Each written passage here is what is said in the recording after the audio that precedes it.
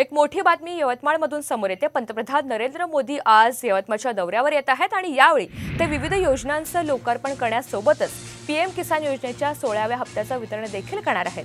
दुपारी 4:30 वाजण्याच्या सुमारास नागपूर रोडवरील डोरली इथं यवतमाळ जिल्ह्यातील विविध प्रकल्पांचं भूमिपूजन आणि लोकार्पण त्यांच्या हस्ते करण्यात येणार आहे। राज्याचे मंत्री सुद्धा आहे। संजीव भाऊ, कसं पाहता या दौऱ्याकडे?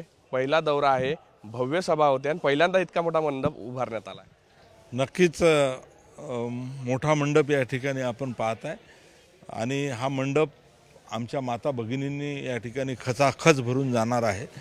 अतिशय उत्साहाचं वातावरण आहे की देशाचे लोकप्रिय नेतृत्व प्रधानमंत्री नरेंद्रभाई मोदी आज यवतमाळमध्ये येऊन सभा घेणार आहे आणि या निमित्तानं राज्यातील जनतेला फार मोठा दिलासा या ठिकाणी मिळणार आहे आणि म्हणून उत्साहाचं वातावरण जिल्ह्यामध्ये आहे। तसंच देशामध्ये सुद्धा आज 400च्या वर असं चित्र निर्माण झालेलं आहे आणि म्हणून उमेदवार कोण आहे याच्यापेक्षा या ठिकाणी महायुतीचा उमेदवार विजयी होणं हा महत्त्वाचा आहे। आता हे मंडप डेकोरेशनवाल्यांच्या खुर्च्या कोणत्या वेगळ्या पक्षाच्या कार्यक्रमाला गेल्या असतील आणि ते खुर्च्या इथे आणल्या तर याचा काही त्यामध्ये फार काही फायदा दुसऱ्याला होईल असं नाही। इथं येणारा प्रत्येक माणूस हा नरेंद्र मोदी साहेबांवर प्रेम करणार आहे।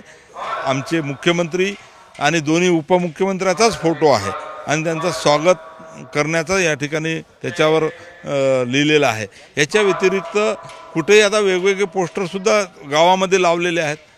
आता कोणत्या पोस्टरवर कोणाचा फोटो आहे कोणाचा हे कुठे आम्हाला मी तर पाहिलं नाही।